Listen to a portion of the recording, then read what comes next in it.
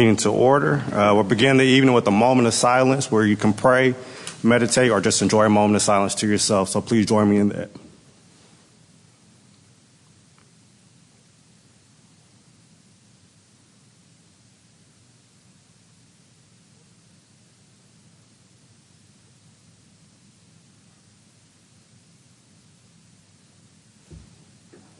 Thank you. If you'll please join me in the Pledge of Allegiance.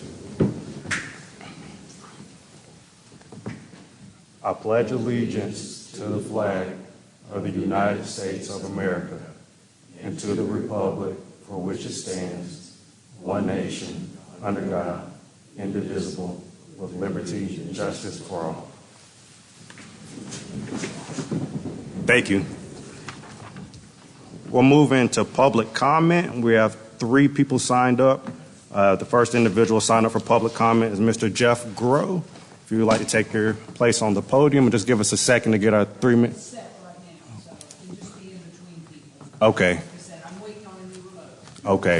Well, as soon as your 3 minutes begins, you can start. Just state your name and your address for the record. My name is Jeff Groh. I live in Brookton Village. Also involved with an organization, as I mentioned before, Convention of States, which is focused really at the federal level. And one big aspect of that is fiscal responsibility.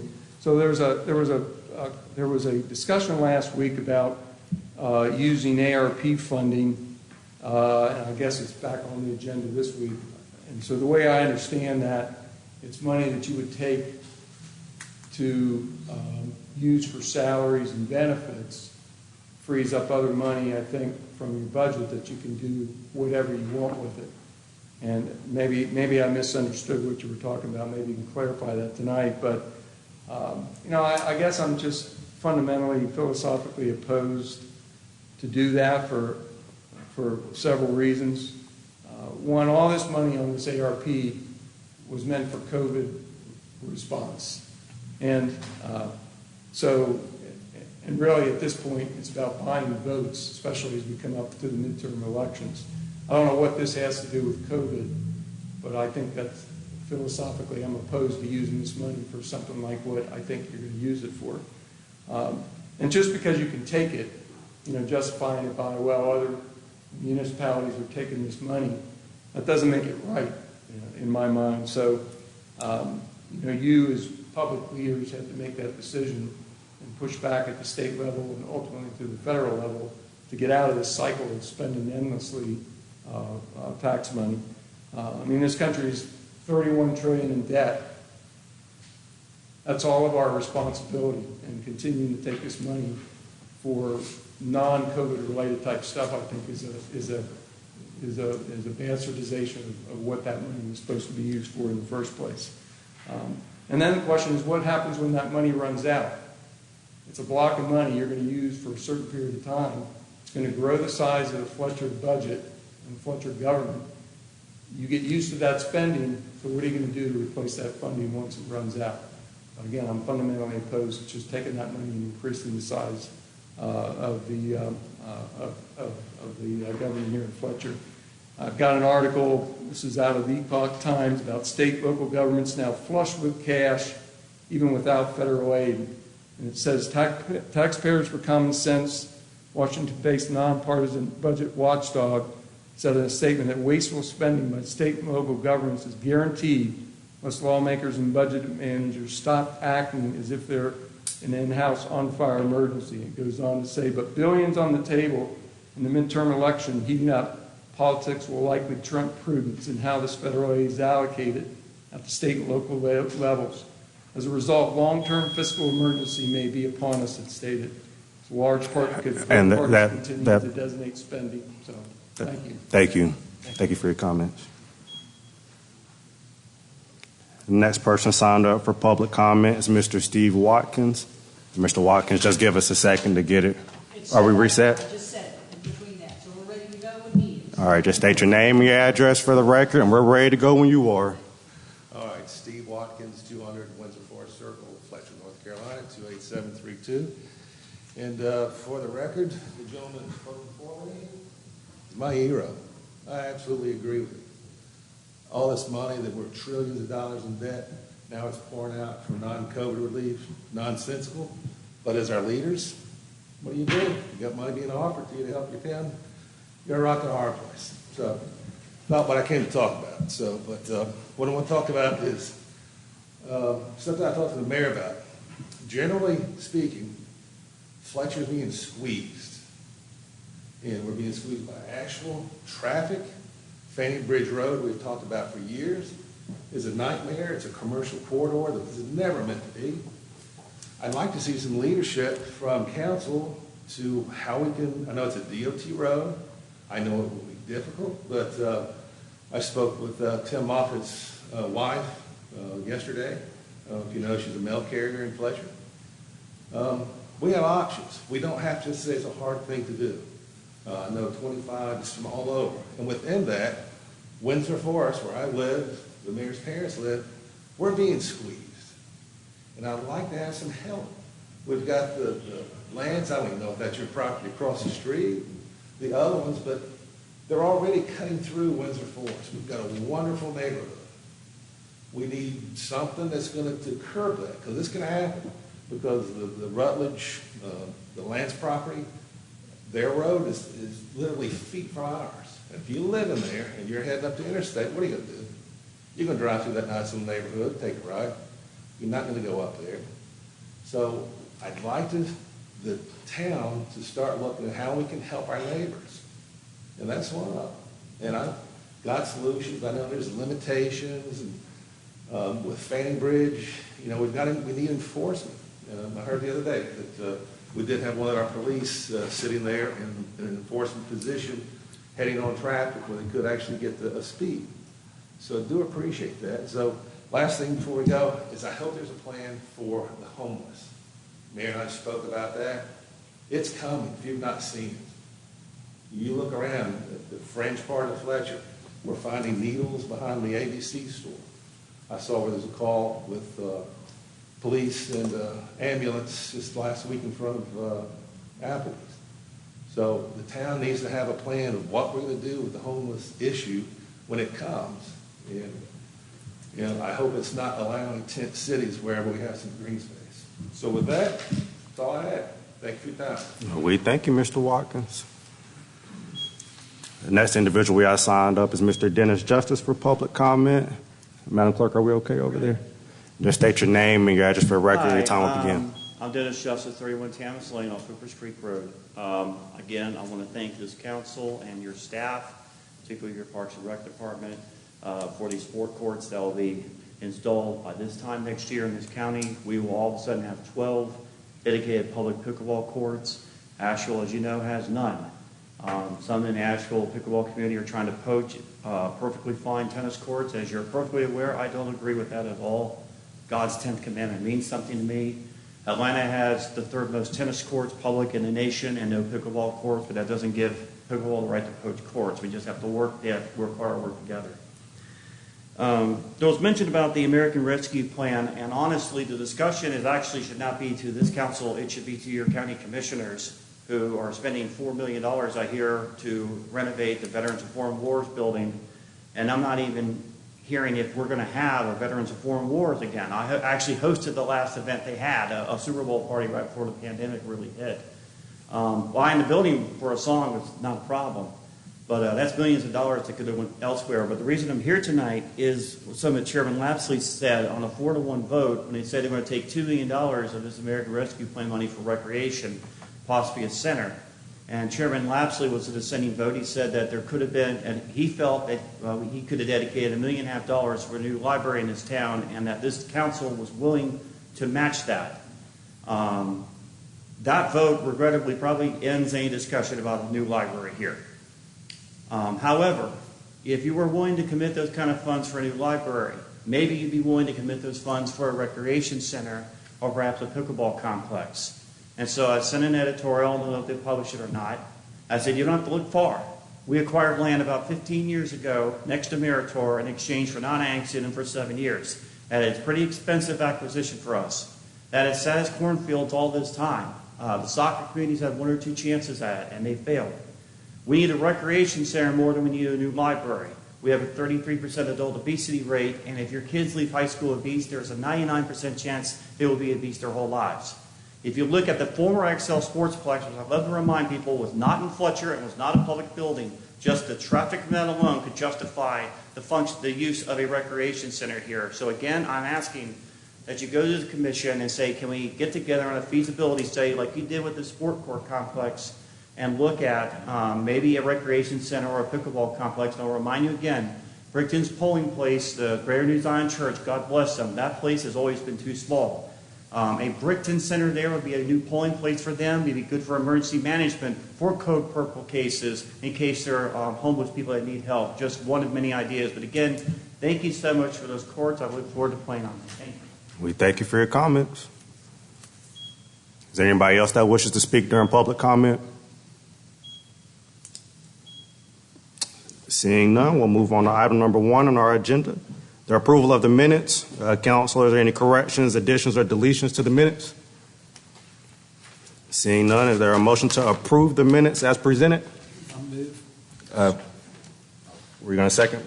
Second. Okay. We have a motion and a second to approve the minutes as presented. Is there any discussion? Seeing none, all those in favor of approving the minutes say aye. Aye. Those opposed? Motion carries. We'll move on to item number 2, updates from council, if there are any. Seeing no updates from council, we'll move on to the consent agenda.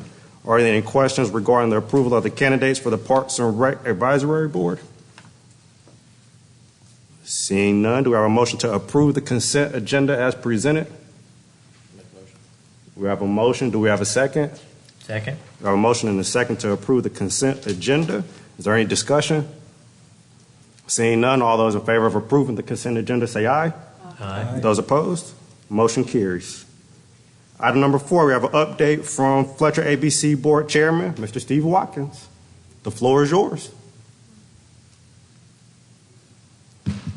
3 minutes, or I just get to talk? You get to talk. get to talk. I just tease you. All right. Hopefully you've seen more of me from the Fletcher ABC board than in the past. The way I look at it, it's a lot of money, and let's show up and talk.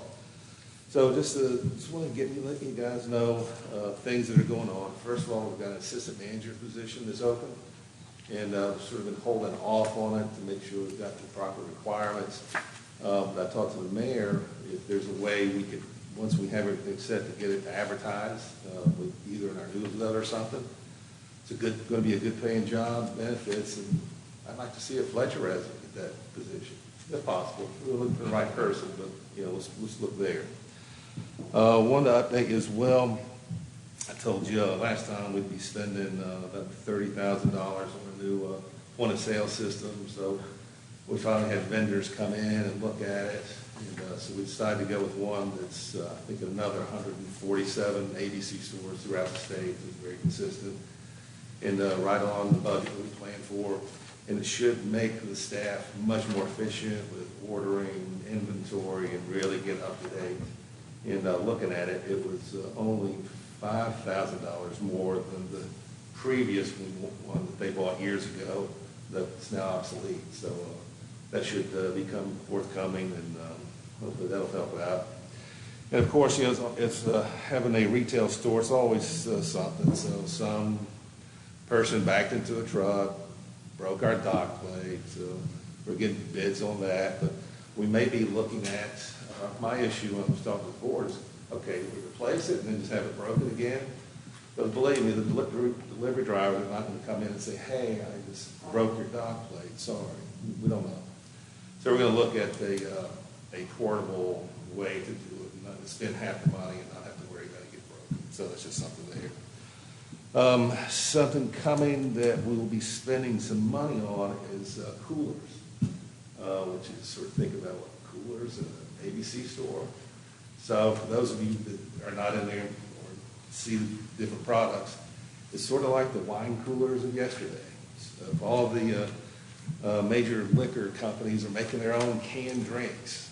And the big thing now throughout ABC stores is have coolers where they're already chilled. So Brevard has them. Hendersonville has them.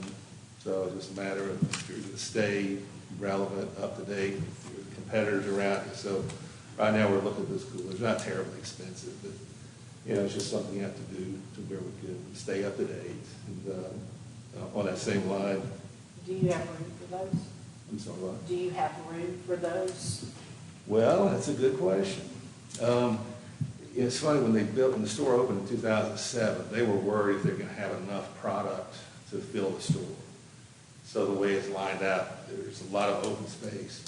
So there's a gentleman that lives in Windsor Forest that I'm friends with. He's actually a professional designer. So we're going to bring him in to take a look to see where there's some wasted space. Because right now, things come in, they just sort of find a spot and put there without any type of thought or marketing or any kind of things like that. So we're going to have a designer come in and help with the layout. And that's where the coolers will be limited where they can be, but most likely towards the front.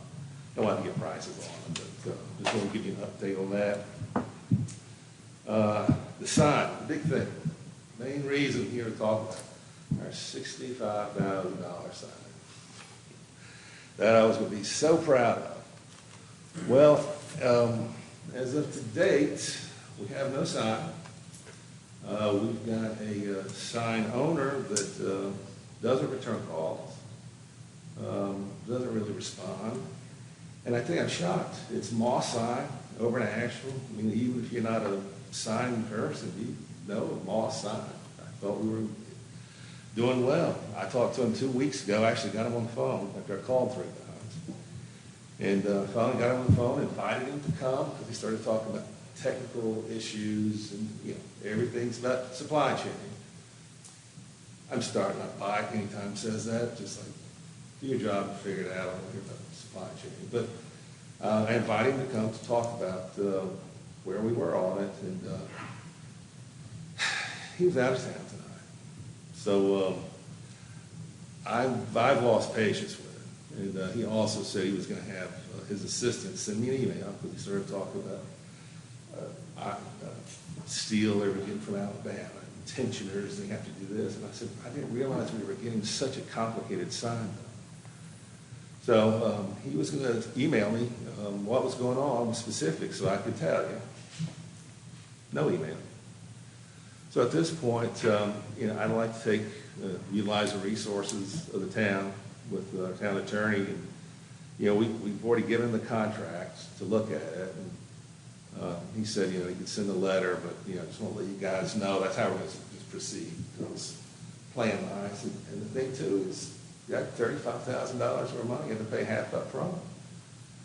So I'm, because I'm the one that pushed it and wanted it, and it's the reason I'm gritting my teeth, telling you what all the problems here are in front of me. So, I'm going to talk to him, about that, we're going to have resources of the town, looking into the issue with our money with him, and also the North Carolina ABC Commission. So maybe that will spur something. But I just want to let you know where we were on the side, because it was a bit complicated. Is it time that we involve the town attorney to see what legally can be done, or if we can completely back out of the deal with them and go with somebody else? Well, we can offer our town attorney, but our town attorney doesn't typically do work for the ABC Commission. It's kind of a separate entity, Okay. if you will. Do you have your own attorney? The town's attorney. No, we don't. No, we haven't looked into that. And I've forwarded Joe Farica's information to Steve, if they want to. But we have a contract with Moss, Yeah, we've got a signed contract. I mean, that's... and there's no suspense date on their part? No, not we can tell. There's a big opt-out for them, in the small print that we can't hold them for any delays or any of that. It's standard contract that we've got with them. So what I'm hearing from you, then the town attorney cannot help us. So if we're going to pursue that, then we'll have to find our own attorney. When Is- did you enter into contract? No, go ahead, yeah. 2/22/22.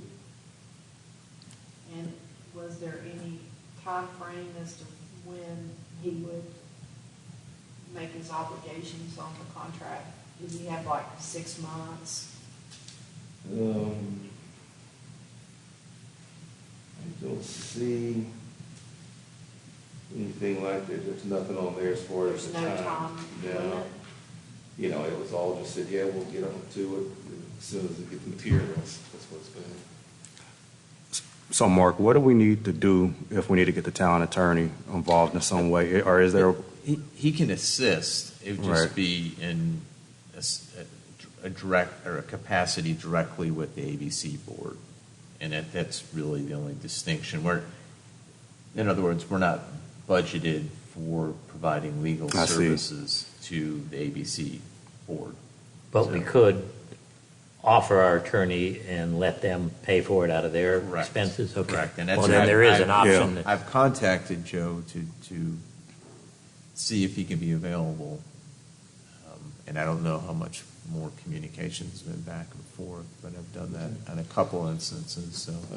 You know, just me, I would prefer do it that way, that we were keeping it in-house, as opposed to us just finding an attorney and then having to get the information that way. So Sure. it keeps the loop in with it.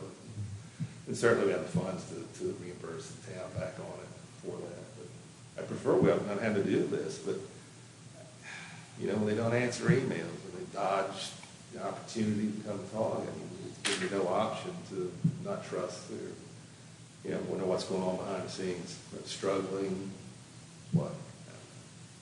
I might be wrong, but it might be worth looking up state law. I think contractors can request 1/4 of the cost. But I don't know if that would fall under, you know, the difference between contractor and vendor or someone. I'm not sure, but, so maybe for further contract purposes, you may want to try and offer 1/4 instead of a half, but I sure hope you can shake something up with the attorney's assistants to get that back or make him honor his agreement. Yeah, I mean, best case, just build a sign, that's all we want. Yeah. You don't want to have to go through the whole thing again, so maybe that's, you know, letter from the attorney, we'll get them going, let the window, get the Tell you need a attention. date for completion. Yeah, like I say, they're still just talking about can't get materials and specific things that's not a sign builder.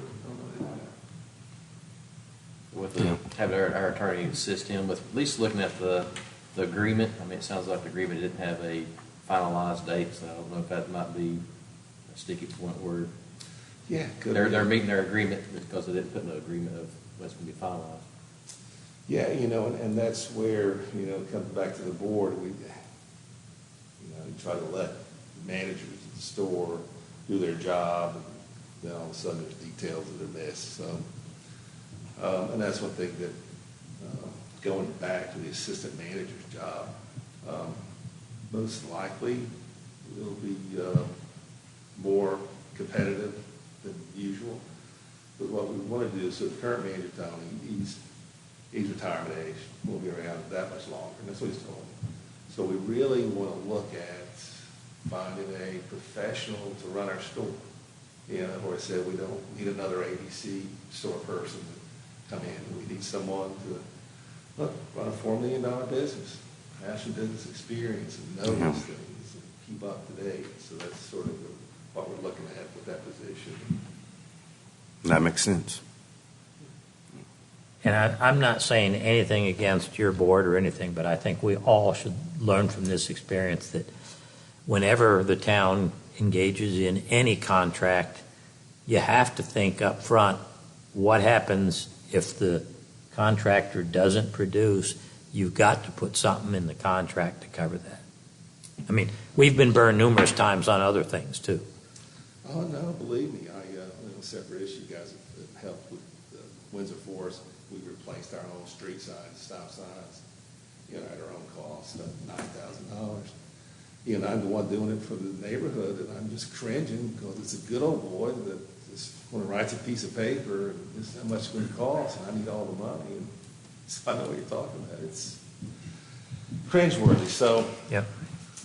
just want to give you an update on that. So we'll pursue, I'll just work through Mark, and working with Mr. Parikis to see where we can get going. And hopefully that will spur them and this will be, just get taken care of. And Steve, just if I can just want to, depending on how far along you are with the vendor, do you look at a different vendor for the sign?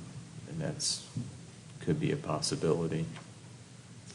I'm sorry, I'm not sure what you're asking. Finding a different vendor to make the sign or to do the sign, if We will that's start over. okay. We start from square one. So, that's okay. If we got our money back, lesson learned, that'd be okay. What we don't want to If do you is. can get your money back, it may be worth it. Yeah. Yeah. So, and the last thing on the agenda, which I think some of you know, is I'm going to be stepping down from the board. The details, I've spoken with Sheila and the mayor, and you guys are free to talk about it amongst yourselves, but I just got a certain health issue, and it's going to preclude me from continuing on. So that's one thing that, with all the stuff going on, I'm like, but I did want to kind of talk to you about it so you know what was going on. And then hopefully I'll be emailing you tomorrow with some information that I think may help you move forward. So be looking for the email. But to let you know, but so I haven't officially stepped down yet because I don't want to leave with so much going on. I don't want to leave the board or the town in a bind with only 2 board members. So there was some decision that needed to be made, but I'll be doing it relatively quickly, but we'll let you know. So Go ahead, Bob. has your board discussed anything about any potential replacements? Yes. Okay. So I'll send that to you tomorrow. Okay, good. Yeah, I'll leave the details out, but have someone that would be really fit the bill. Fletcher, homegrown, educated here a bit. So you'll get the information for us. Thank you. But we have spoken. I did speak to the board last week before this meeting. And I'll just like to say that you've done an exceptional job Yeah, at your definitely. position. We certainly appreciate you. Oh, sure. Getting contracts signed with no details. And all that. Sure. It didn't have to happen before you came out, right? It was going too well up until this, and it happens. That happens. But any other questions? Any other questions, comments? I just Mark, comment yeah. that Steve's done a really good job communicating with me on issues going on with the ABC board. So we appreciate that on the administrative side. Sure. All right. We thank you. I appreciate it. Thank you. Next item on the agenda is item number 5, the consideration of a proposal from Polco to conduct a citizen survey. Mr. Manager. Okay.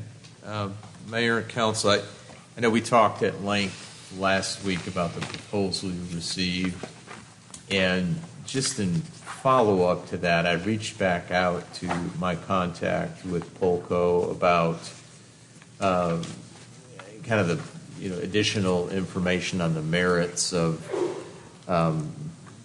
using the last piece of the proposal, which was the part where we pay for a presentation of the results, and I know there was some questions about that. He emailed me back. I'd forward the email to you, and it was essentially, it gives you more of an opportunity to hear from them on kind of what to do with their suggestions, what to do with the data or the results, kind of best practices, and what other communities have done with the results of their survey. So it's entirely up to you. Also, it said most of their clients do that. However, I contacted all 3 of the ones in North Carolina. So City of Asheville has been working multiple surveys with them.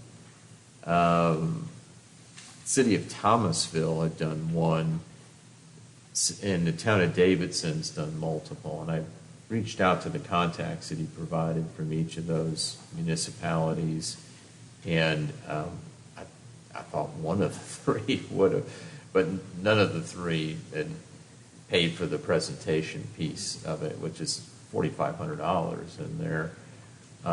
So I guess most of the rest of their clients must be doing that, but, so, I mean, having said that, I'd recommend if you're not comfortable with that additional expense, that you don't approve that. And just from my recommendation, and based on the discussion from last week, but you could approve whichever component you're comfortable with. But the base part, which, covers most of the process of doing the survey. Then there was the additional component at $2,800 for the specialized questions, and then the Spanish translation portion at $1,350. I recommend you do those three parts and hold off on the presentation. I don't know if I said the wrong amount before. It's $2,400 to do that. And if you get to the point, if you're comfortable moving forward with this and we get the results and we want more explanation and need to get some additional time with them maybe to present, you could revisit it, I imagine, at that time. So that's a proposal. I will say they were happy with the three that I contacted. Probably Asheville's used it the most, and then the town of Davidson, city of Thomasville just did it once, and it was a little bit of a reactionary thing with them. There was another citizen group that was wanting to do their own survey, and so the town or city kind of stepped up there and wanted to get something more professional and neutral, if you will, to do it. Well, if that's the case, I'm okay with taking out the results part. Is that how council feels? Any opposition there? I have no problems with taking out the results, but I still. And it's the presentation of the. You're Oh, the right, presentation. right, Excuse yeah. me. Yeah, sorry. Yeah. Yeah. But I still struggle with whether the town is going to get any value out of the Spanish translation. Yeah. I want to go back to a comment council member Franklin made. I know you mentioned, I guess something on the internet that'll translate. I don't know what the exact term is, but I did research it, and you are correct there. I guess my only concern is I don't want to make it any more difficult for anybody, but I do find comfort in that there is a solution there. So, right. But although I think it should be included, I think I would be, if that's the majority of council wants to take it out. I just don't know if we have anybody that would use it. And we don't translate anything else we do. But I don't think that means we shouldn't, though. I mean, I think that's.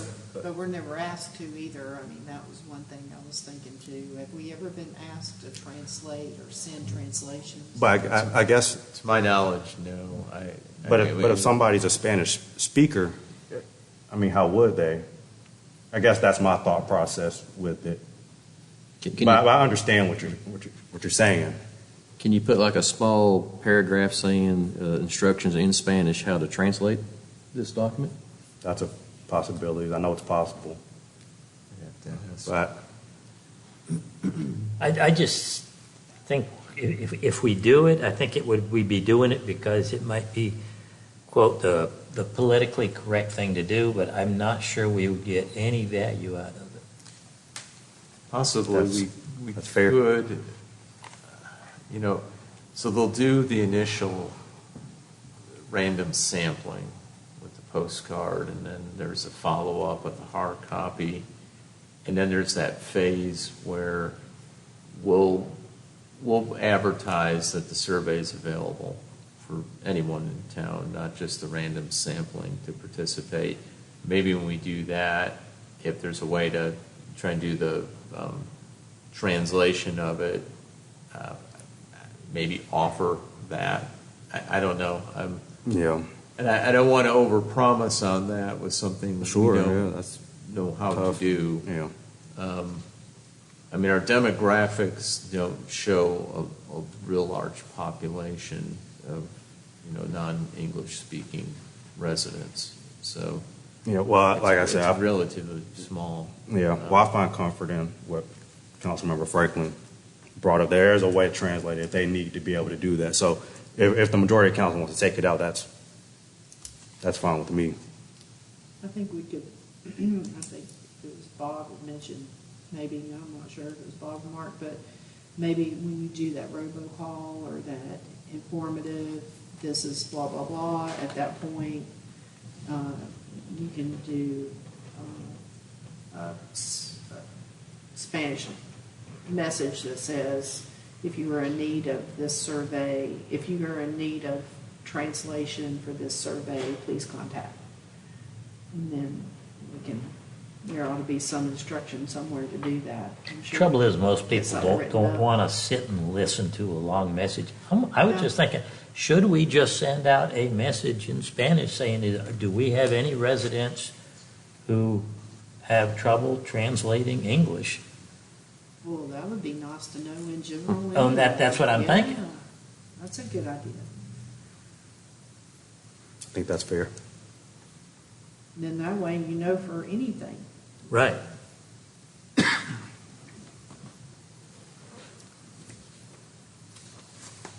And I'm sure we must have somebody, Jose or somebody, that could speak it better than we could. But it would be interesting to know if we do have people that have trouble with the English language. I want to say my fear is that there are folk out there that are Spanish speakers. We end up excluding them, and they haven't reached out to the town just because they may not have that ability to, because they're not English speakers. And that's my one fear. I just want to make sure that we're capturing everybody in the town and making sure everybody has an opportunity to do it. But I know I've said this a couple times. I'm glad that there is a solution that you talked about last week. And I think your suggestion is good, Bob. So what, is this like a Google translation or? Yeah, I guess. Running it through there? Well, I think, so I pulled up like a website in a different language, and at least on Google Chrome, it'll pop up and it'll say, do you want to translate this entire page? And my assumption is if somebody's a Spanish speaker that they have the settings to their internet browser in Spanish. So in my mind, it makes sense that vice versa, it will work as well. Am I capturing that Yeah. right? Yes. Yeah. So if they bring the survey up electronically, they could do it. that. Ask They the can translator. convert it, yeah. Okay. I just don't want to be suggesting something that doesn't work fluidly. Yeah. But regardless, I think it is a good idea to poll people and see do we have people that have trouble We could do that. interpreting the English language. Yeah. That'd be good to know. Do you have any knowledge about probably not, but I know you say you got some students use it. Have they found it to be accurate generally? Yes. They have? Okay, good. Yes. Matter of fact, I've got 4. I've got 4 ESL students in my league, and 3 of the 4 speak no English. And so I'm And the page highly translation's been frustrated to have these kids accurate, 30 yeah. minutes in the morning and not be able to. So they will type a message out to me, and I will type it back. And of course, I'll say it, but then I'll type it. And I've even seen kids highlight, copy, and paste in a Google Doc, and then translate that. So they're very resourceful, and they're also very helpful to their parents too. You know, Okay. say, I can give you a Spanish copy. I always make sure I send a Spanish copy, but yeah, sometimes accurate, yeah. sometimes they'll answer the phone for their parents, and they do a lot of translating for their parents. So they're very resourceful. And translation software has come a long ways in the last 5 to 10 years. Yeah. It's funny. I just recall being in school and Didn't always came out right. Well, yeah, it didn't always come out right, and our teachers would say, "Don't use it because it's not going to come out right." I'm like, okay, but I'm glad to hear that it's moved along some. It's good to hear. So what I'm hearing is we would like to do this, however, excluding the Spanish translation and the remote presentation of results. Am I hearing that correctly? I think so. Okay. Well, do we have a motion to approve the POLCO proposal with everything excluding the Spanish translation of benchmark survey and the remote presentation of results? So moved. We have a motion to approve. Do we have a second? Second. We have a motion and a second. Is there any discussion? Seeing none, all those in favor of approving say aye. Aye. Those opposed? Motion carries. The next item on the agenda is an update on the purchase and sale agreement for the Town Center project. Mr. Manager?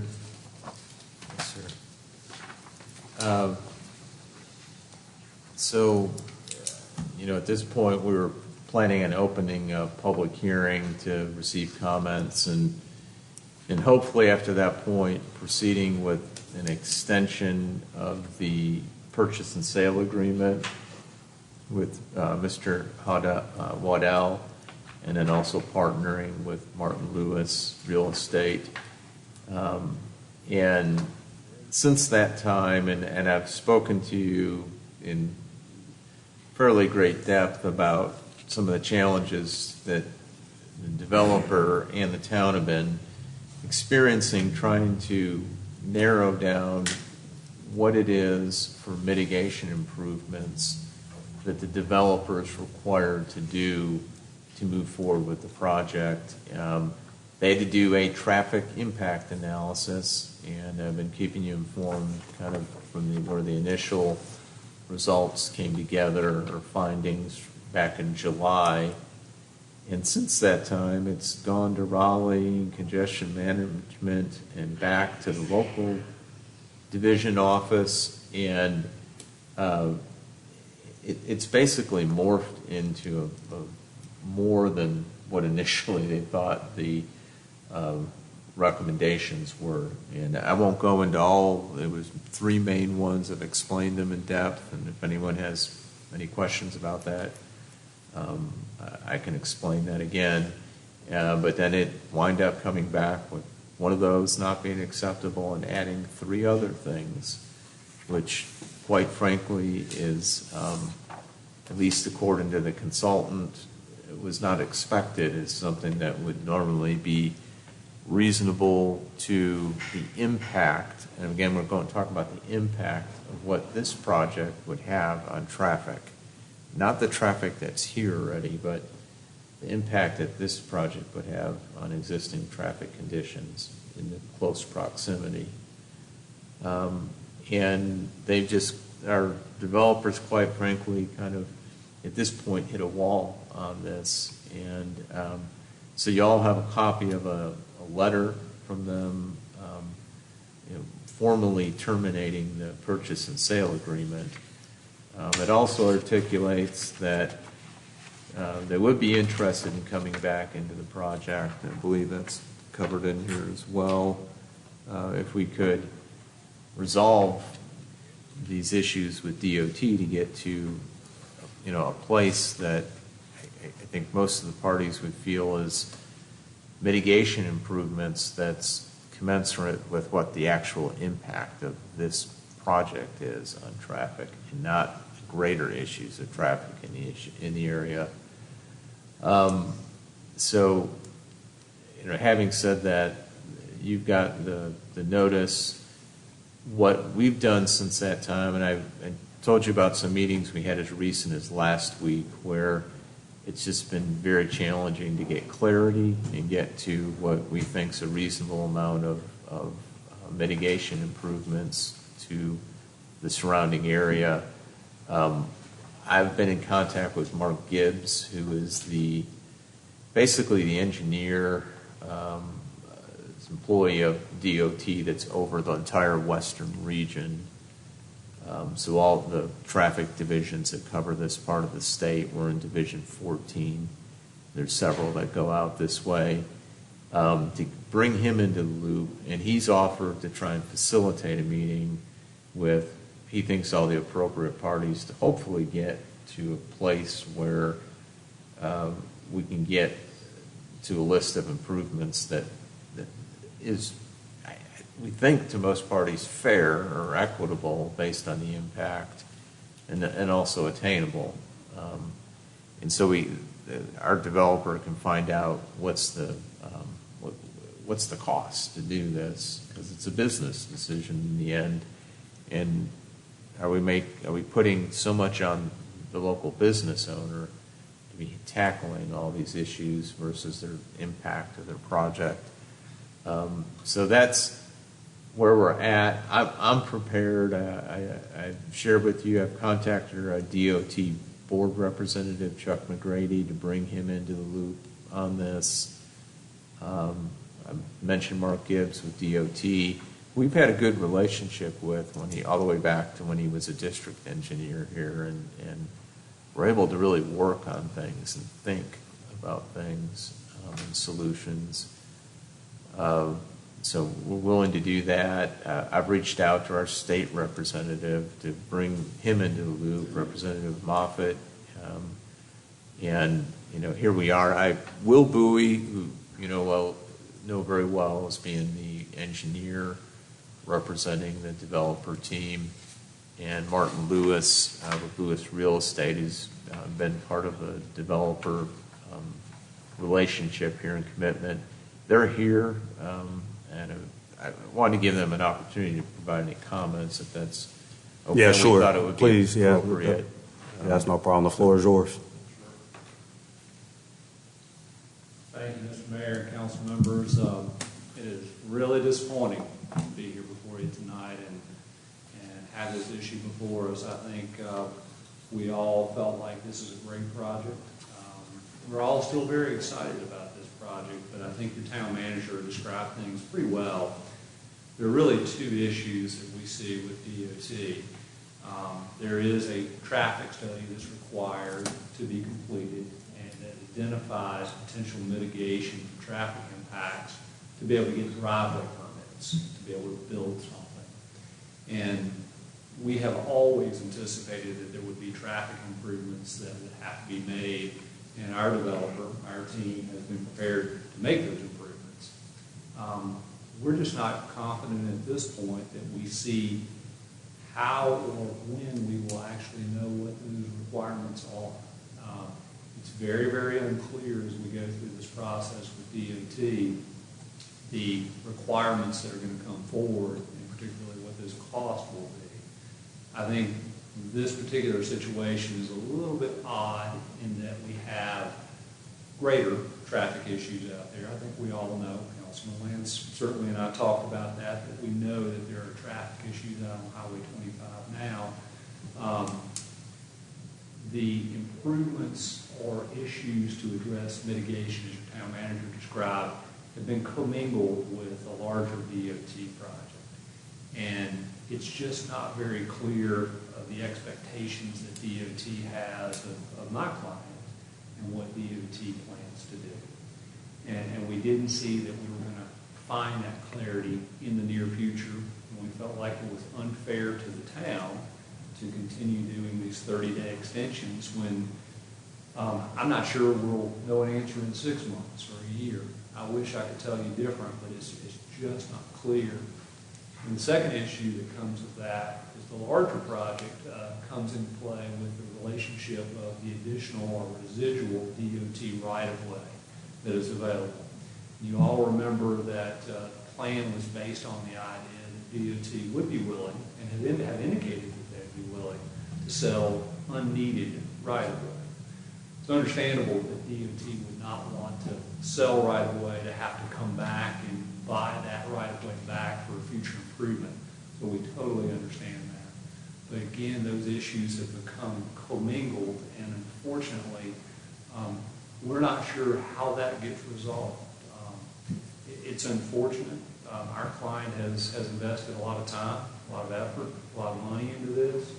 I hope you see from the letter that's there, they still believe in this property. They still believe in the project. We believe that actually terminating the agreement may give the town more leverage to have further discussions with DOT, and we feel like there may be value in that action and in that process. And we hope that you'll give us the opportunity to come back to the table as you do gain clarity. I've offered personally to help the town outside of my relationship with my client, to help the town with further meetings as DOT is involved, and hopefully that can assist in some way and get us to a solution moving forward. Because I do think it's a great piece of property. I do think it can be a great asset for the town of Fletcher. So we're very disappointed, but I hope it's not the end of the story, and I hope we can move the project forward. And I'll be glad to try to answer any questions for you.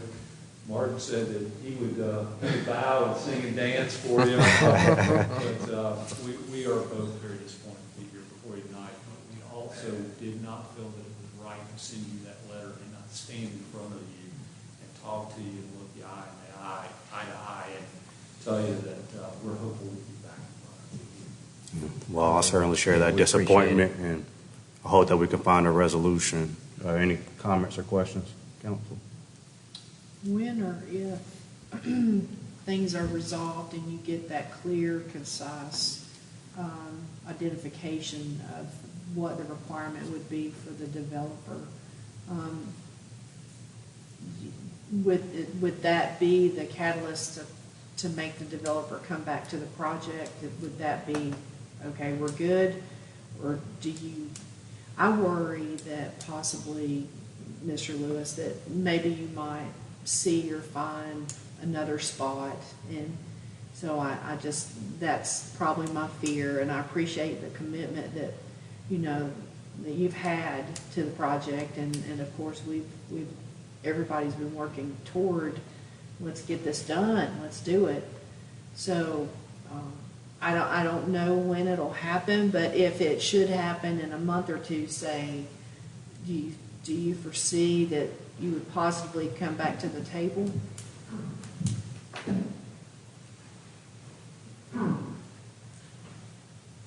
Absolutely. Okay, I'm just thinking, what would make you walk away totally is my guess. We've got 2 years of commitment on our side. Yes. We're best, as you would say. We believe in the location, believe in the property. We've enjoyed working with Mark and Eric. I feel like we've got a good relationship. Yeah, We appreciate that. I think you might have hit the right mark when you said it may give us leverage to say, we were doing so well and you just shut down a major thing that's cost, you know, a lot of money to the town and to the developer. So maybe that's the right move to make, even though it feels like a shot to the heart right now. we agree. You know.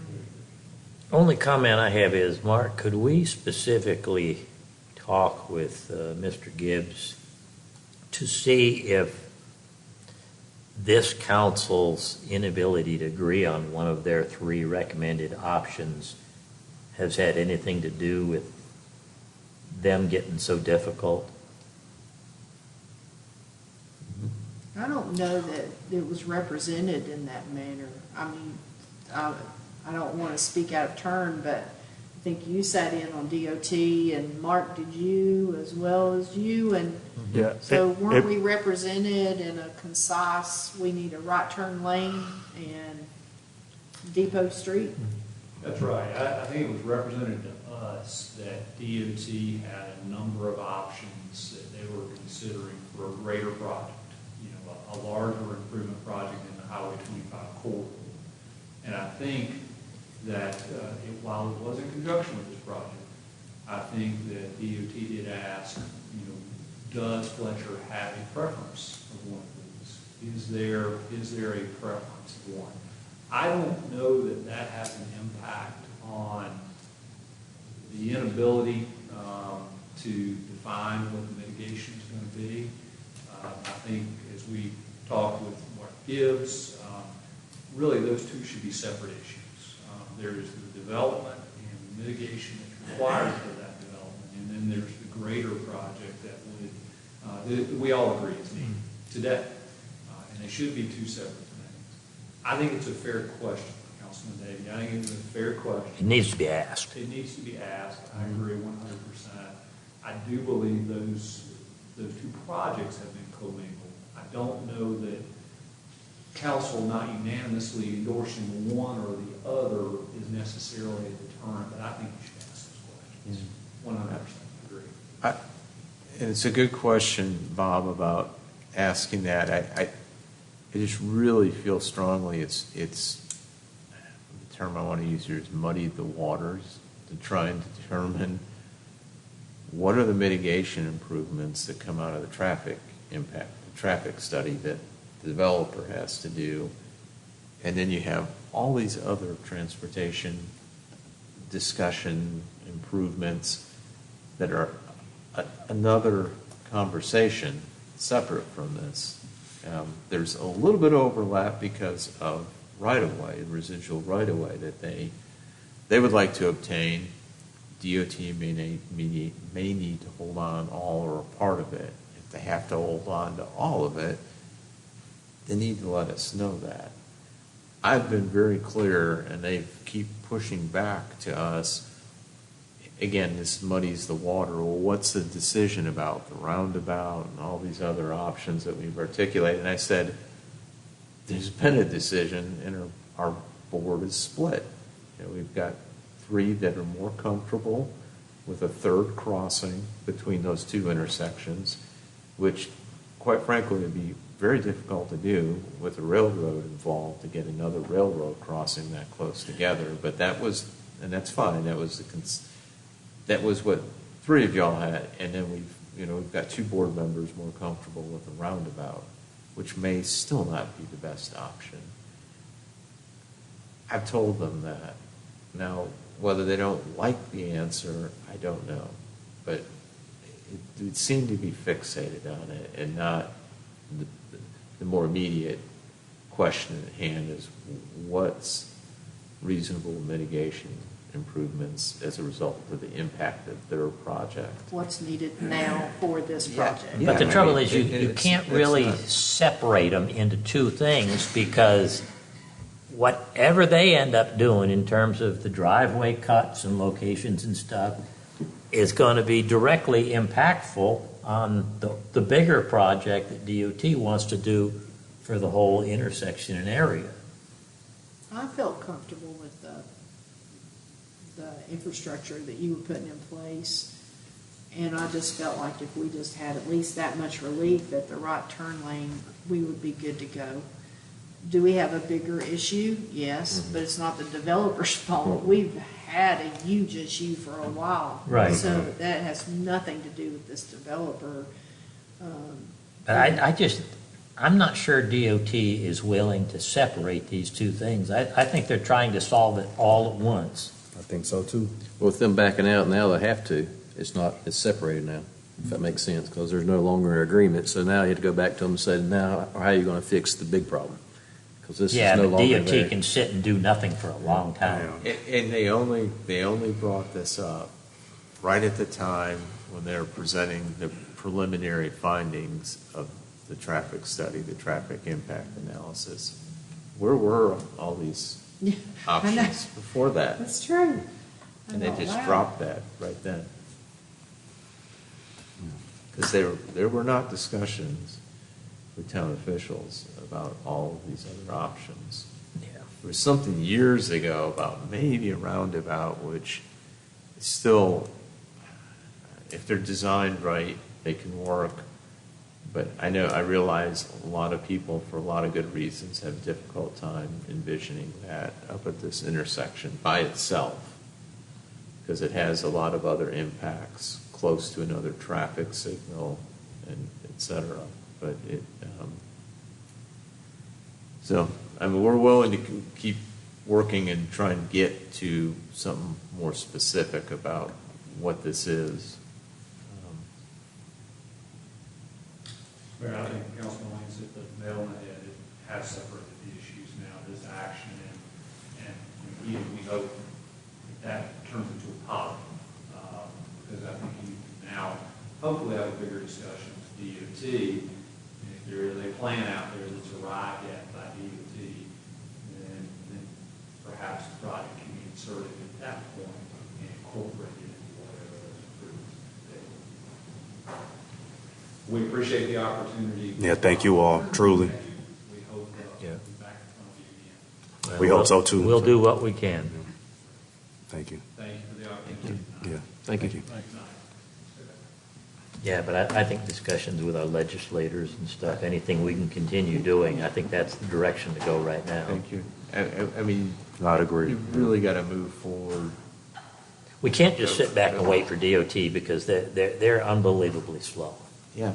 I hate to use the word expeditious in that whole realm, but I mean, it's something to create some urgency to get to a decision or Yeah. decisions. Well, they need Yeah. to understand that they have literally hindered, blocked a major, like he said, 2-year project. Mm-hmm. Who Yeah. does that? It's a big blow. Right. Yeah, especially during these economic times, to have a developer that's willing and able and invested so much. I mean, it's really, I mean, we would have had to have done demolition irregardless to prep for anybody, but to have a developer that's local and willing to do the right thing with the property. Right. Well, I think reaching out to our board rep Chuck McGrady and Representative Moffitt is the correct direction to go. Yes. Do we have any other comments on that item? Seeing none, we'll move on to item number 7, the use of ARP allocation for less restrictive administrative requirements. Mr. Manager, the floor is yours. Okay. Thank you, Mayor and Council. I explained in depth last week about this option, and I'm a little remiss in some level in doing this, but this is to free up administrative requirements for use of these funds, and not simply to apply this to salaries and benefits. And also, for the record, this doesn't do that to free up some hole that has to be filled up at a later time. These are all things currently that have been provided for within our base budget. But if you're able to do this, it gives the town much more flexibility to use the funds use the funds that are freed up, I should say, towards projects that you've been trying to evaluate right now with use of the ARP funds. And again, should you authorize this with the revenue that's freed up, I would strongly recommend you do a fund balance commitment of that like amount of money. Our allocation is just over $2.6 million, but when we hit that, do a fund balance reservation for that, and then to be determined towards eligible capital projects that would be all the things that we've been discussing for over a year now. So if you approve that, then we start the process of the policies that are required, a budget ordinance that allocates the funds within a special project ordinance. So, Well, I think your suggestion makes a lot of sense. And I appreciate staff for looking into that and doing that research. It looks like, from the outside looking in, for what we heard as Paul go, I guess it looks bad, I guess is a good words for it, that we're actually putting, where you're wanting to put money in the salaries and kind of inflate our fund balance. So I'm mixed on that. I kind of agree with Jeff about, it's the government spending way a lot of money this in $31 trillion, but like Steve said, we're a rock in a hard spot now. That should have been stopped at the government level, state level and stuff. But and I know the money's going to be spent no matter what.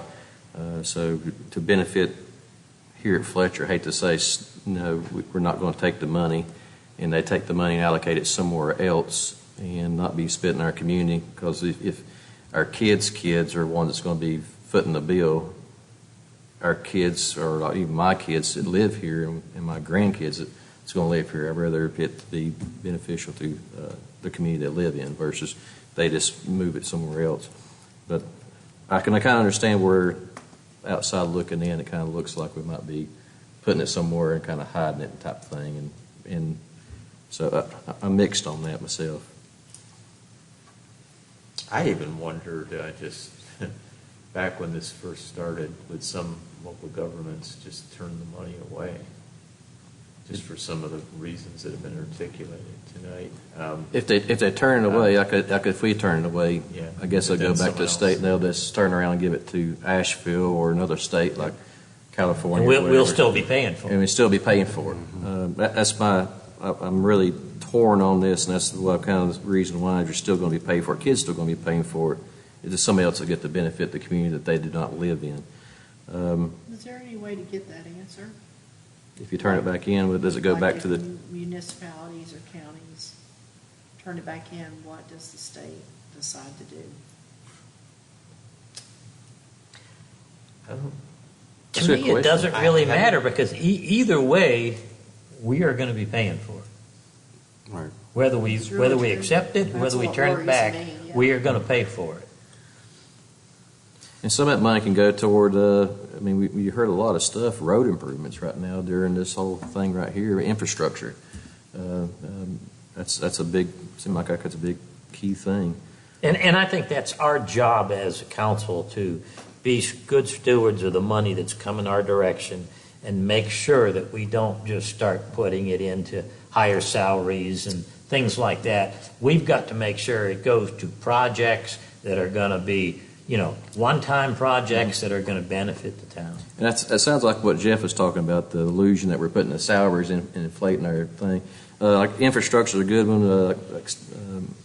Steve said right here, his problems, things like that help out with this infrastructure. I'm hoping that the red light might have helped that, keeping from cutting through your traffic of your development. It did not? Okay. Part of it. Inherently, you pick it up, but just yesterday, I was going to pull out, I live on the main corner, so I see, I'm getting ready to pull out, you're going to be a boy, pickup truck, 3 or 4 people piled in front, pull it, on their way through the neighborhood, going up to the side. Well, it's happening, we see it. But that's going to happen with any neighborhood that has a through street that if something happens in one direction, people are going to go the other way. South Chase has the same issue. Oh, no, believe me, so, I'm not blind about that. I usually cut through, look up, see the traffic. Now, I'm very mindful, I drive slow, I stop, I'm respectful. But, what you put that in mind, to be able to put, speed humps, in certain areas. That's probably the one thing I will say is Asheville has done well. They've slowed down some of the streets in Asheville. My grandparents' house over School Road at night. Well, they've got speed humps. You don't drive faster. You don't rattle your teeth. You slow down.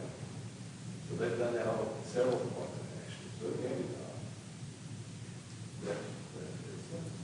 Your HOA could make it a gated community as well. You could Well, you can't? Yeah. Do what? They don't have HOA.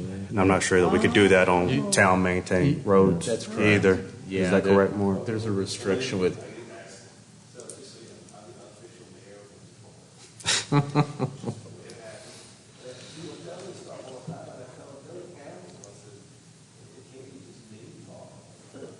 Since it all revolves around one road that's being used as a cut-through, what about blocking the road? You go one way or the other, you can't go all the way through. Well, I think that goes back to the town-maintained road point. Well, Is that I right mean- or no? you mean block the road, you mean a Then gate? it'd just be a No, just community. dead end the road that goes Oh, I through. see. Well, I mean, over where I live in Wildwood, we don't have this issue because where I live, this my part of Wildwood, there are no through roads. So if anybody's in there, they're lost. and I just want to make sure that we're staying on track here. Yeah, Obviously, okay. this is Sorry about important. that. No, it's We okay. ran down a rabbit And hole. obviously, this is an important issue that maybe we can. Trying to effectively spin that ARP. Well, I was going to say, maybe this is a conversation we could have later on after we decide what we're going to do Right. here. But are we okay with the suggestion from the town manager? I am. Yes.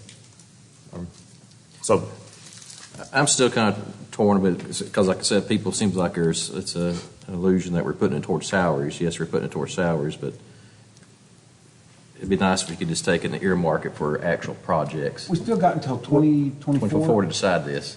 Yeah. So I don't, I'm Well- with you, I kind of decided tonight, I'm 50/50. But we have to But we have have to it use the money. spent.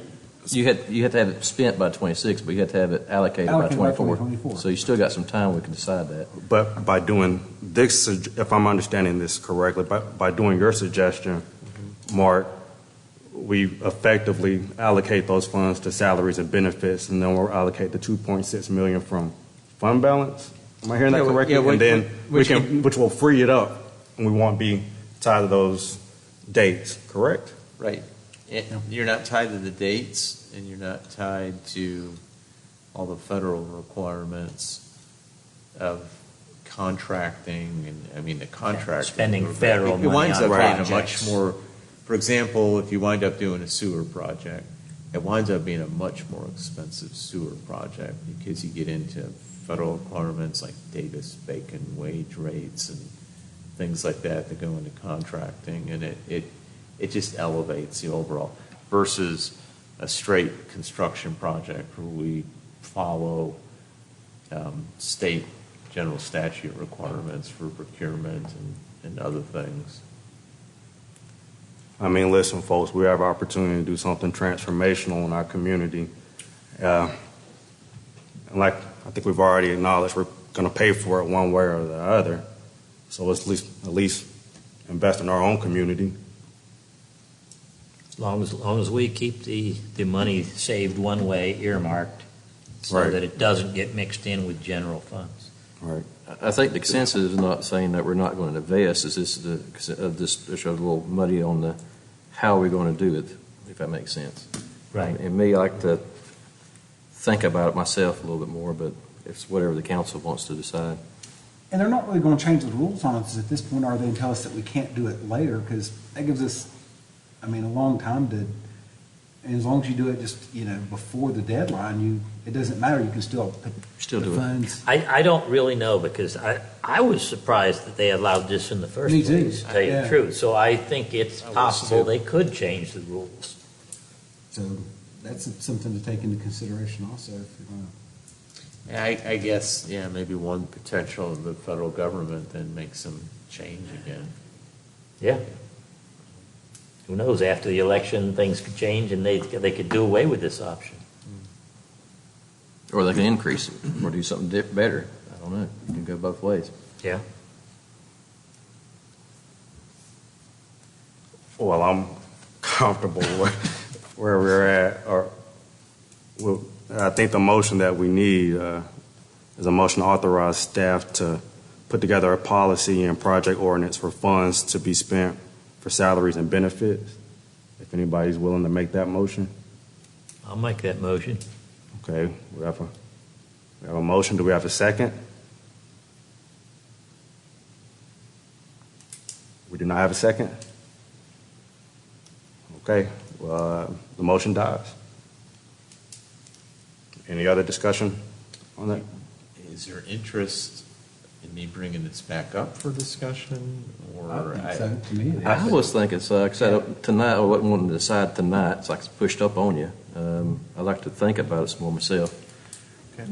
What you're saying is you would want it earmarked specifically for something instead of just sitting in fund balance? At least something where, the people out here, looks like, as you heard tonight, they're thinking that we're going to just throwing it into salaries and reflating our budget, and 2 years later, we're going to be in a hole.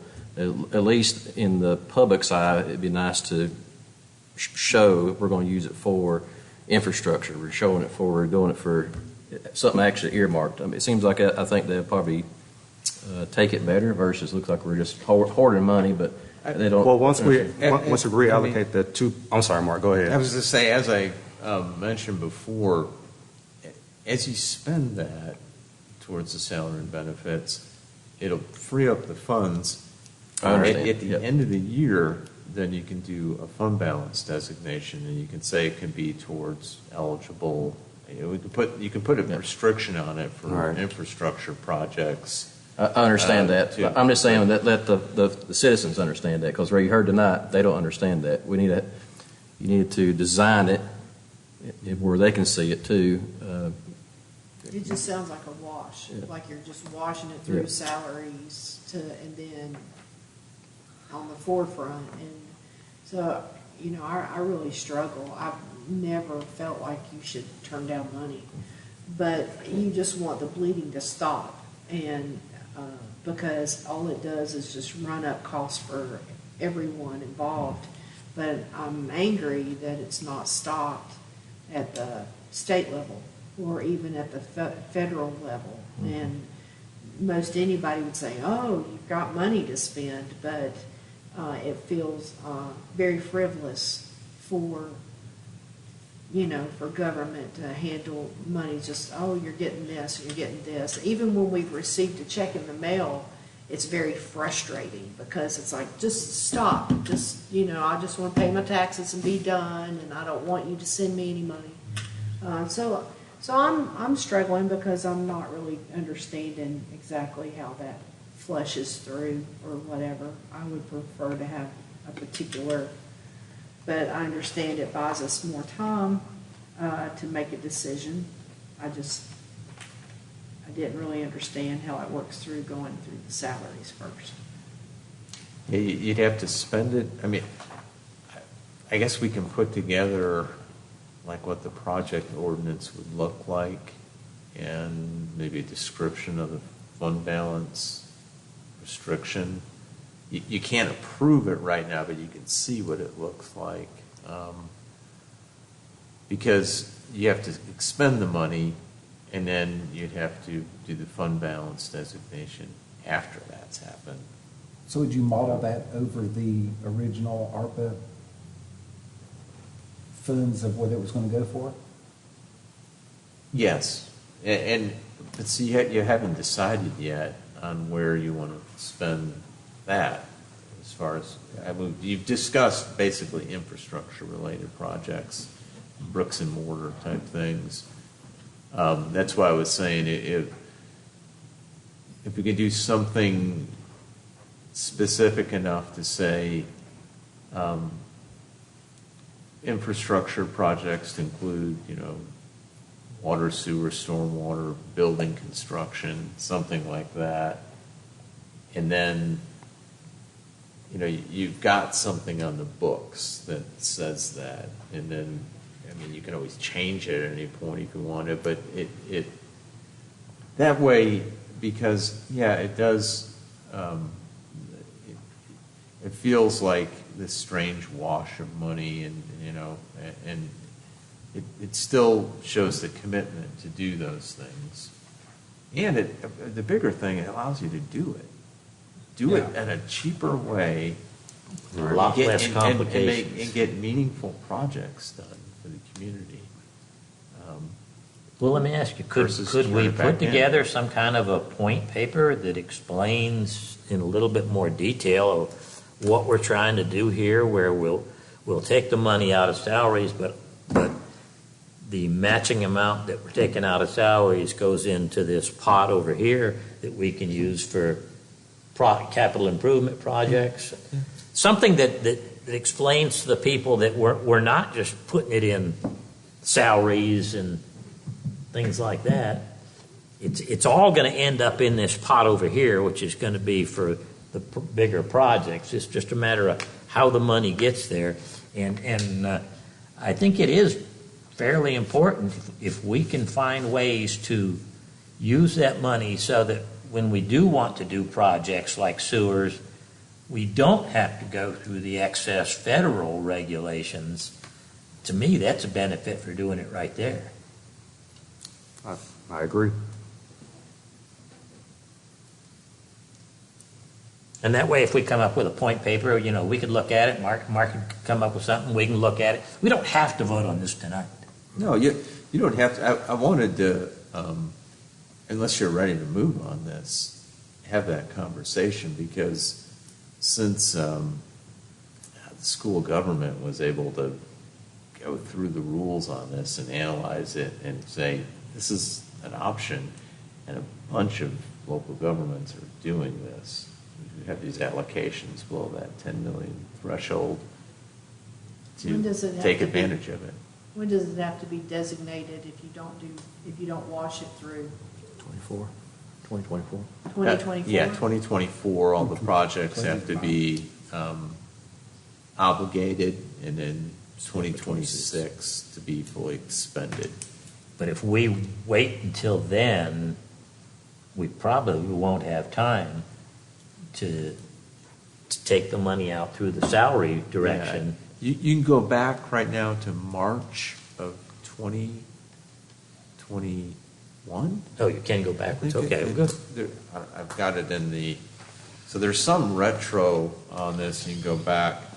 So we can run some numbers too to see, does that, what point does that eat up 2.6 million or what our exact amount? It's a little bit over 2.6 million. And I wonder if the federal government is allowing this option because they do realize that if you go this direction, projects will probably, in the long run, get done quicker because you don't have that extra level of federal regulation to go through. I'm not sure they think like that. Yeah, I was going to say, I agree. We can go back to March 3rd of 2021. So, we've already got over a year's worth, what is it? It's over a year and a half. So how about if we let Mark put together a point paper that explains what we're trying to do and let us review it before we finalize it? Then at that time, we can take a vote. I mean, go ahead. No, go ahead, Councilman. I think that, we still got time. We can, Yeah. trying to decide something tonight or even next month. We still got a little bit of time to figure out exactly the right route to go through to make sure our citizens understand that what we're doing and everything. It's instead of pushing really fast forward, if that makes sense. I think your suggestion is appropriate, Bob. We can work on that, bring it back in Yeah. November Yeah. or whatever. But we'll work on that. I know it's probably not going to be the easiest thing to write in a form that the average person can understand, but I think it can be done. It's an odd thing, and it's been unusual from the get-go. Yeah.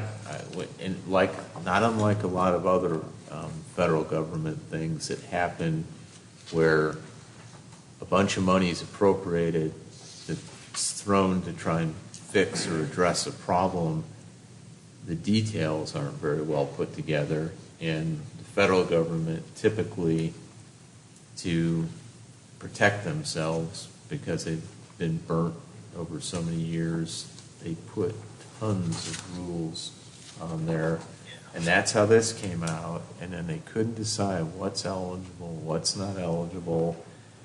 It was so restricted, and then the feedback they're getting from local governments is, well, you put all these things on it. It's not a very realistic explanation to say, well, we've appropriated this money under the American Rescue Plan, but there's no realistic way you can use the funds. So, or turn it back, or don't appropriate the money for it, but it's been appropriated, and here it is. Yeah. Any other comments, questions on that item? Is it supposed to be tied to COVID relief? It's supposed to be tied to COVID relief, but now so the whole revenue replacement thing was you were damaged by loss of revenue because of COVID. I got you. So that's how it got into that.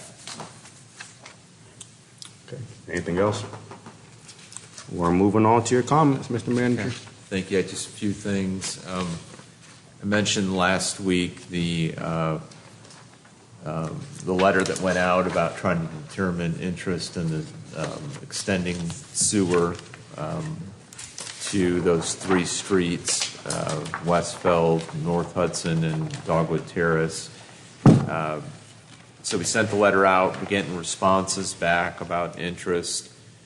Christine's been compiling that. She had a copy of the spreadsheet, and then there's an updated copy that I think you have tonight.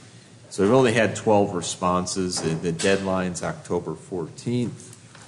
After that point, if we haven't heard, which I don't anticipate we're going to hear from everybody by then, we're going to try find phone numbers and neighbors to contact the people maybe who haven't responded, so you can get a more accurate list here of the yes, no's on this. It's been a little more yes than no, but we've had a decent response. I didn't expect you send a letter out and everybody's going to call the next week, just for a bunch of reasons. But the responses have been coming in, so just this is a quick update on it. And after the 14th, then Christine's going to work on phoning people who haven't responded. The second thing, then again, that there's a possible grant funding for Greenway Trail expansion. This is through the French Broad River, MPO. Their director had contacted our planning director to let us know about it. It's something called Reconnecting Communities. I don't have the total amount of dollars available, but they're working on an application with the city of Hendersonville right now, and basically just calling to gauge interest, and which I would think we would. It'd be a matching grant. Whether you use general appropriations from our operating budget or ARP funds or money that's freed up from, if you do the salary and benefits, excess revenue that could be applied. That could be used as matching funds for this to leverage it. So that's just as we get more details on the Reconnecting Communities grant, we'll share that with you. Then just the last thing I wanted to mention, I know we've been working for quite some time to get this actuated flasher out in Hoopers Creek at Hoopers Creek Road and Wildbriar.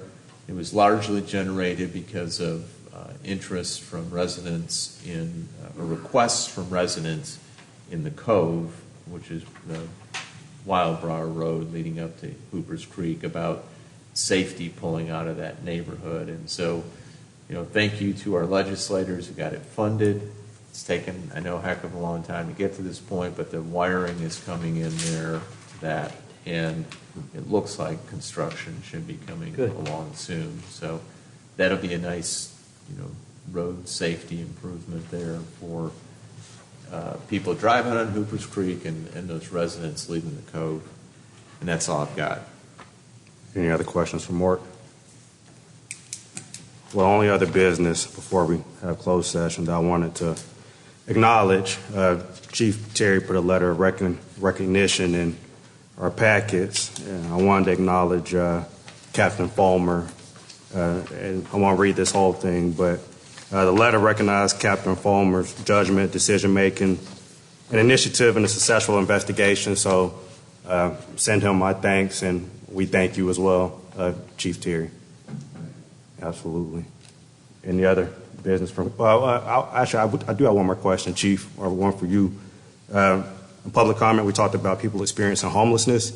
How has that experience been in Fletcher? Have you seen an increase, decrease, maintaining?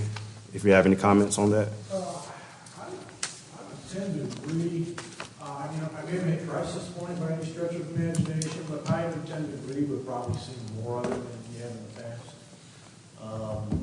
And in that specific area up there by the hotels and the ABC stores, it's probably where you see it the most. You have some panhandlers that stay on the Buncombe County side of that road, but they're right there. Probably about a year ago, we had a group try to set up a tent city on Andrew Way. It was a block away from the ABC store. The owner, we talked with the owner, and obviously he didn't want the nice property, so we moved it along. But you're seeing more and more of it. But again, it's not a drastic increase, but I am fearful as we continue to move into the future and some of problems going on in the community, specifically in Asheville, that we'll continue to see that increase. And so it's probably worth having a conversation, and at least thinking ahead and trying to predict the changes that could be coming, so that we're better prepared to address it. For sure. Yeah,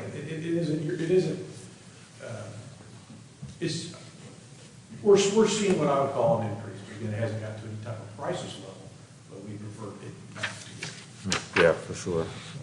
Do we have anything in our land use codes or anything that says if someone tries to set up a unauthorized tent city that we can indeed take it down? Or This is what we've done to this point. I know we had one issue up there on Old Airport Road at one Okay, time. thank you. Yeah, that's one I was going to mention, and that this might have been before Chief's time here. I'm very familiar with this one. So off of Old Airport Road, kind of the property right next to the Calvary Episcopal Church. So Jones Road and Old Airport, it was on Jones, the property behind Jones, abutting the part of the church property. And there was some people setting up tents back in there and, kind of homeless squatting. And we sent something to the property owner saying, it was under the guise of, you can't have a campground. It's not zoned. Because we do have, Illegal use. within our zoning, about once something, a bunch of people living in tents on there might be deemed a campground. So that's how we dealt with it. Now, something more along the lines of specifically homelessness, squatting, I'm not aware that we have anything on our books or any specific policy on that. But that's how we dealt with that one. And Eric's used that in some other instances. We can look, if we continue to see the problem increasing, become more difficult for us, we can certainly look at ordinances. There are some out there, and a lot of times they are specific to camps. Just, you can't have, a tent can't be your permanent residence. I think the biggest problem we're going to have is people residing on the other side of the line causing issues in our side. Well, I've seen this in more than one jurisdiction. What happens when you have a locale like Asheville that, advertises, come here and we'll provide for all your needs, that's false, because they're not going to provide for all their needs. And so you have people, but there was another jurisdiction just a short distance to the west, I won't mention the name, and you have people with good hearts, and you have people that want to provide service. And they open these shelters, they open various services, they try to give them job skills and stuff. And so what people hear is, well, they'll take care of you, they welcome us, we can go there, but they're not allowed. These shelters don't take in people intoxicated. These shelters don't let you shoot up in their shelter. And so the mass amount of people will come, and they'll come from other locations. They're going to come from areas outside of Asheville. In his other jurisdiction that I'm referring to, the police department actually came across a van from another sheriff's office from out of state, dropping these people off, saying, go here, they'll take care of you. And so you have a bunch of people flocking to the area that aren't going to get the services that they want or they hope, or some of them don't desire the services. Again, they want to do what they want to do, and they're not going to be allowed to participate in those services if they're inebriated and addicted and stuff like that. And so then you have a community full of people wandering around, and the majority of them, or a significant amount of them, aren't even going to be from this area. They are just attracted to this area because of the things that are going on. And so that's obviously problematic, and then they want their isolation, they want their privacy too. And a lot of them don't like being in groups, so they continue to spread out and find their own areas, their own territory, and certainly that can lead into Fletcher. Absolutely that can happen. Well, if it gets to the point, it might be good to maybe bring some best practices or suggestions to council if it gets to that point, that we can assist you in that. I've got a separate question for you, if y'all are through. No, go ahead. Just seeing that we've had multiple fentanyl overdoses.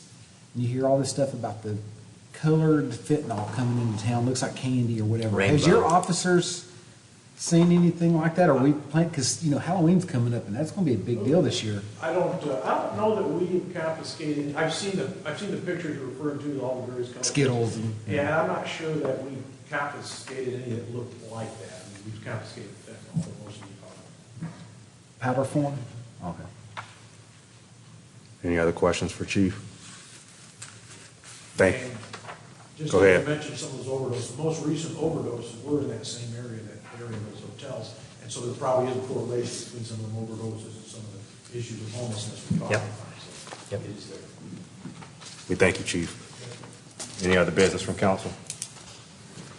Seeing none, do we have a motion to enter closed session for personnel matters? So moved. We have a motion. Do we have a second? Second? A motion and a second. Any discussion? Seeing none, all those in favor of entering closed session say aye. Aye. Those opposed? We're in closed session.